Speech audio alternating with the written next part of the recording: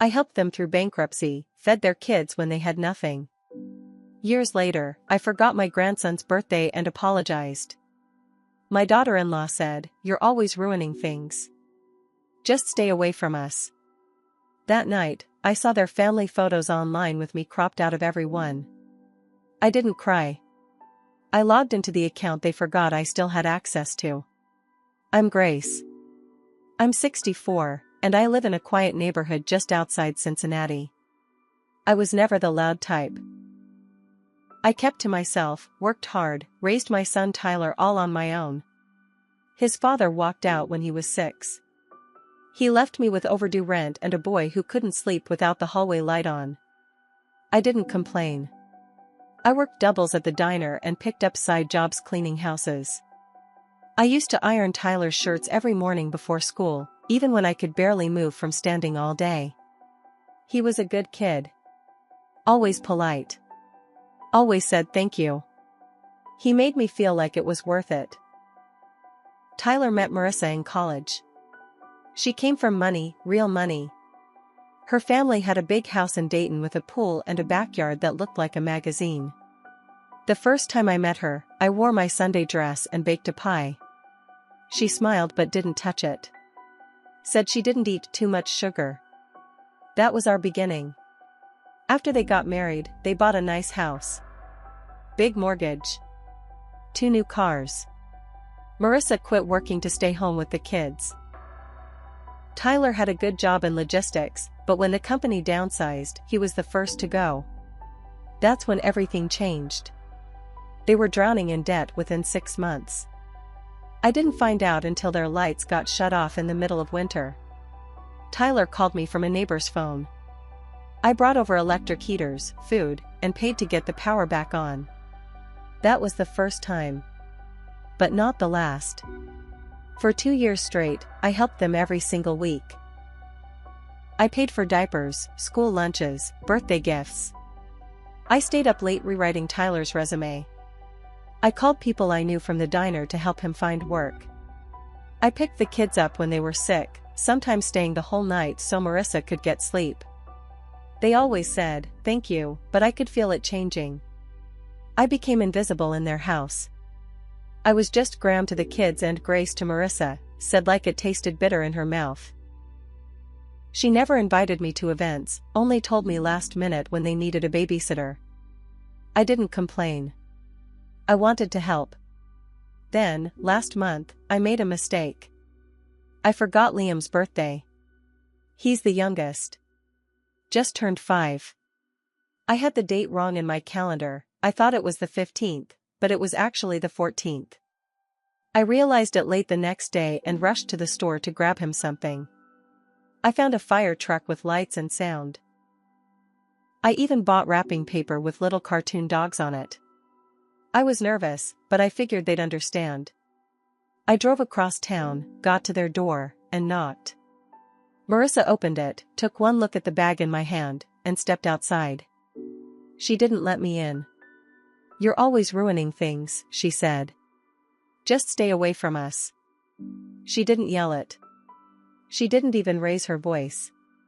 She said it like it was final. Then she shut the door in my face. I stood there, holding that toy like a fool. I wanted to knock again. I didn't. I walked back to my car and sat in the driveway for half an hour.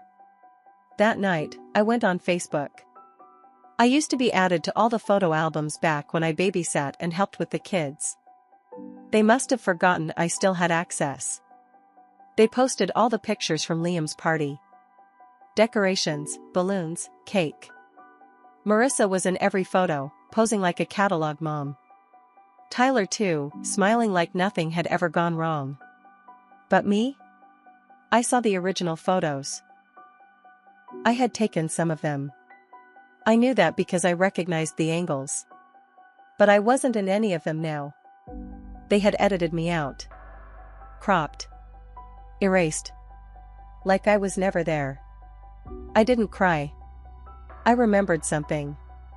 Back when Tyler was job hunting, I helped him set up a shared cloud account for his applications and work contacts. I still had the login written in a notebook. Out of habit, I'd never thrown it away. So I tried logging in. It worked. The account was still linked to their email and their Google Drive. I told myself I'd just look. I wasn't sure what I expected to find. But I found something. There were folders full of documents, photos, saved messages. I looked through them, slowly. I found one folder labeled Mom Stuff. Inside were screenshots of my texts. Messages I had sent offering to help, reminding them of doctor's appointments, asking about the kids. Marissa had left comments under them like, "She's driving me insane," and "She can't take a hint." There were email drafts to her sister, laughing about how I dressed, how cheap my gifts looked. One message said, "I wish Tyler would finally grow a spine and tell her we don't need her anymore." I found photos of birthday parties where I had clearly been cropped out, evidence of the original images. Whole group shots with me smiling in the background, now sliced down to just the perfect family of 4. I felt sick. This wasn't just about forgetting a birthday. They'd been phasing me out for years. They used me when it was convenient. But the moment they got their footing, I was trash to them. Disposable. So I stopped being quiet. I didn't cry. I made a plan. And what I did next, they never saw coming. I didn't sleep that night. I sat at the kitchen table, staring at the glow of the laptop screen, hands shaking over the mouse. I kept reading those emails. Scrolling through messages. Seeing how they laughed behind my back, planned parties without me, made up excuses to keep me away. I wasn't just forgotten. I was unwanted. So I thought about everything I had done. All the bills I paid. The hours I babysat for free. The money I'd given when I didn't even have enough to fix my own plumbing. I thought about the time I sold my wedding ring, the only thing I had left from Tyler's father, so they wouldn't lose their car. And all this time, they were mocking me like I was a joke. The worst part? I had proof. Proof they never thought I'd see. That account I logged into? It wasn't just linked to their emails. It had full access to their shared Google Calendar, their job files, even their finances. Back when I helped Tyler during bankruptcy, I organized all their bills. I helped them build a spreadsheet of every payment, every account. I was the one who managed the passwords. They never changed them. And now I had access to everything. I'm not a hacker. I'm just a tired old woman who got pushed too far. But I'm not stupid. I started taking screenshots, every message, every photo, every mocking email.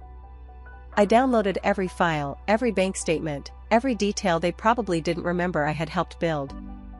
And I started asking questions.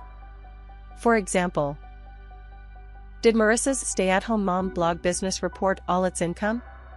Because I found the PayPal records. I found the invoices she sent for consulting, which never got claimed on the joint tax returns I helped them file 2 years ago. And Tyler? Remember when he got that job last year at the logistics firm in Columbus? The one he told me was all legal, all clean? Yeah, well, I found a folder called Work Stuff on that shared account. It had a contract he signed that said he wasn't allowed to freelance on the side. Guess what he was doing? Using the company van to make side money with an Amazon delivery route. There were receipts. Pictures of packages. Even a spreadsheet titled Extra Income, Don't Tell. They lied to everyone. So I made backups of it all. Every bit of it. I saved the files in a fresh folder titled In Case They Come For Me and stored it on a separate cloud account they would never find. Then, I decided it was time to stop protecting them. I started small. I unfriended them online. Deleted the album access. Quietly removed all shared permissions. Then I called my lawyer. Yes, I have one, thanks to the money I was saving to redo my roof, which I never got to because of paying their bills. I told her everything. Showed her proof. And then I made a call to Child Protective Services. It wasn't out of spite. I saw something in one of the photos they posted. The new ones I had no part of. In the background of one, Liam was holding a vape. In another, 7-year-old Casey was standing in the front seat of a moving car with no seatbelt. It wasn't safe. They weren't fit. Let the system decide now. A week later, I got a call from Tyler. First one in a month. I didn't answer. He left a message. "Mom, we need to talk." "What did you do?" He didn't sound angry. He sounded scared. Good. That night, I checked the old account again. They still hadn't changed the password. I saw new emails.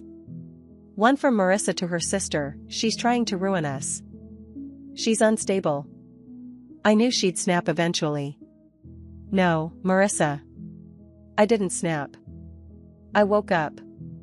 And I wasn't done yet. A few days after Tyler's voicemail, I got a knock on my front door. It was Marissa. She stood there like she hadn't slammed a door in my face just weeks earlier. Dressed in her usual tight jeans and cardigan, hair done, makeup perfect, even though her eyes looked tired. "Grace, can we talk?" she said. I didn't move. I didn't smile. I didn't invite her in. She shifted on her feet. "Look, we know things got tense. But this, what you're doing, it's hurting the kids." I stared at her. "I didn't crop myself out of their lives," I said. "You did that." She looked like she wanted to argue, but instead, she sighed. "Can you just stop? Please?" Tyler could lose his job. CPS came to our house. They interviewed the kids. We could lose them. I didn't say anything. "Whatever you think you found, it's out of context," she added quickly. "We were just venting. Everyone vents." I looked her in the eye. "You weren't venting. You were planning how to erase me. You didn't want a grandma. You wanted a maid who didn't talk back." That's when she changed. Her expression twisted, cold. Like she was tired of pretending. "Do you want money? Is that what this is?" she asked. I laughed once, quiet. "I want you to admit what you did. To me. To Tyler. To your own kids." She scoffed. "This is why we stopped involving you. You're emotionally unstable. You make everything about you." I slammed the door in her face. Later that night, I got a call from an unknown number. I usually don't answer, but something told me to pick up. "Grace?" It was a woman. Young. Nervous. "My name's Whitney. I used to work with Marissa. At the wellness coaching place? We were in that mom blogging group together too." I didn't say anything. She kept talking. "She said some awful things about you. Called you her charity case even though you were helping her. And then when I found out what she said about me, I quit.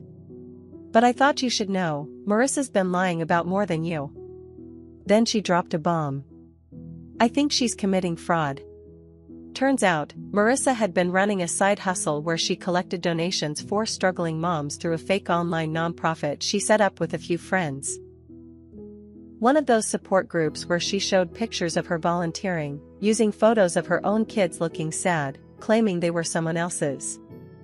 And the bank statements I had? They backed it up. The PayPal trail, the names, the deposits. Thousands of dollars over the past 2 years. Whitney offered to send me more proof. She even sent screenshots of messages between her and Marissa. I thanked her. Then I added it all to the file. At this point, I had a mountain of evidence. Tax evasion. Fraud. CPS concerns. Job contract violations. Everything stored, labeled, backed up twice. And I still hadn't used any of it. Because I wasn't done. I needed them to feel what I felt. Forgotten. Disrespected. Erased. So I called Tyler. When he answered, his voice cracked. "Mom, please. Can we meet?" I agreed. We met at a diner halfway between our houses. He looked tired. Older. Like life had finally caught up to him. We sat in silence for a minute before he spoke. "You're really going through with this?" I pulled out a folder. Set it on the table. "I could have done worse," I said. "But I wanted to give you one last chance." He didn't touch the folder. "I didn't know about the cropped photos," he said. "I didn't know what she was writing about you. But I should have. That's on me." I watched him. "I kept quiet because it was easier," he added. "I let her run things. I didn't want to lose her. I didn't want to fight." "But you were okay losing me?" I asked. He looked away. "I thought you'd always be there. No matter what." And there it was. The truth.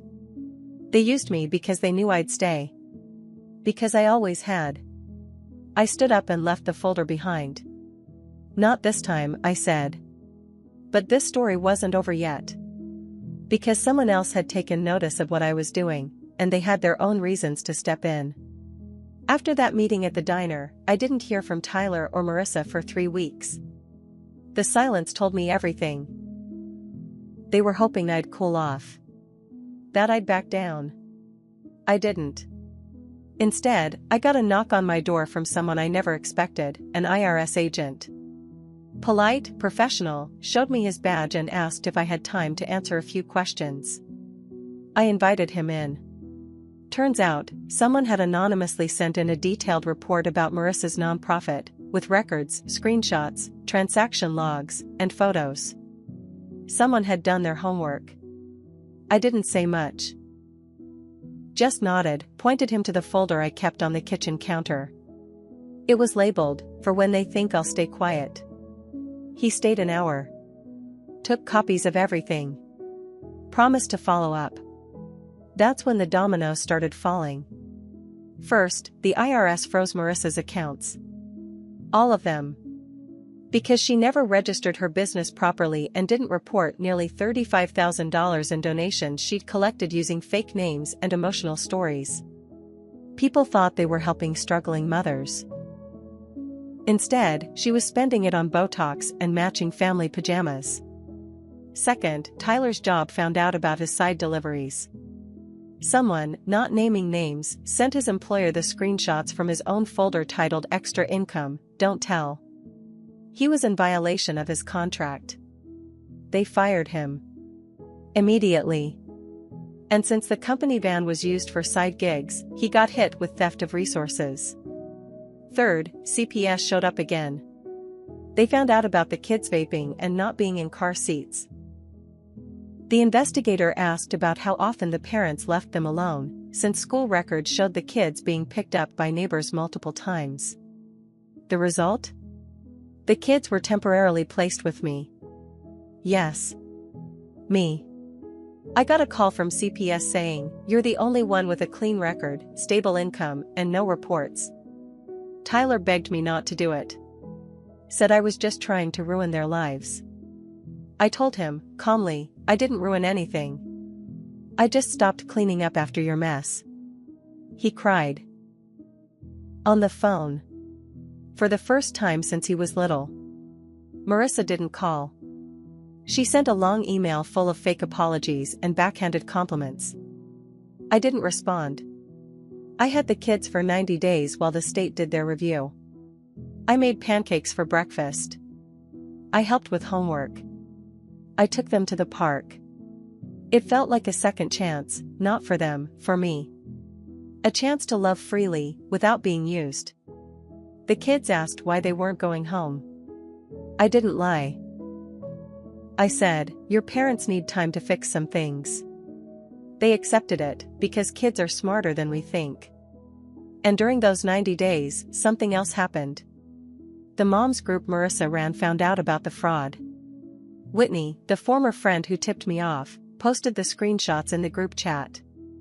People were furious. Donations dried up overnight. Her name was blacklisted. Then came the lawsuit. A couple she scammed filed a civil suit for fraud. Another woman reported her to the Ohio Attorney General. She's now facing charges. Her mugshot showed up online 3 weeks ago. Hair a mess. Makeup gone. Now here's where it all comes full circle. A few days after the kids were returned to their parents, because yes, they completed mandatory parenting classes and the state gave them another chance, I got a letter. Not an email. A real letter. From Tyler.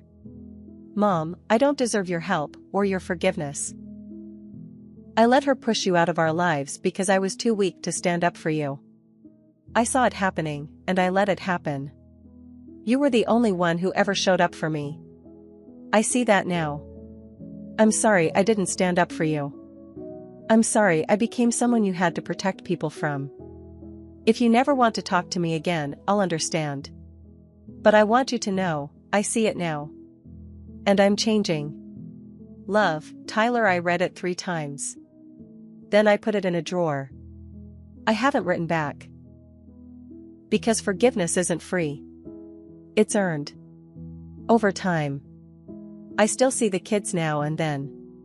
Supervised visits. Short calls. They send me drawings, and I keep every single one. As for Marissa?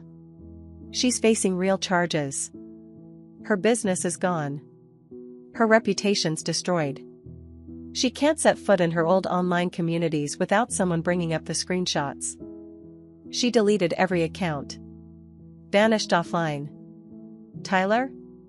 Last I heard, he's working at a hardware store. No more suits. No more company vans. Me? I got my roof fixed. I got my peace back. I even joined a local grandmother support group. Real people. No filters. No fake smiles. And one night, I pulled out that old photo they cropped me out of. I printed the original. Hung it on my wall. Because no one gets to erase me ever again. And if they try? I know exactly how to hit save.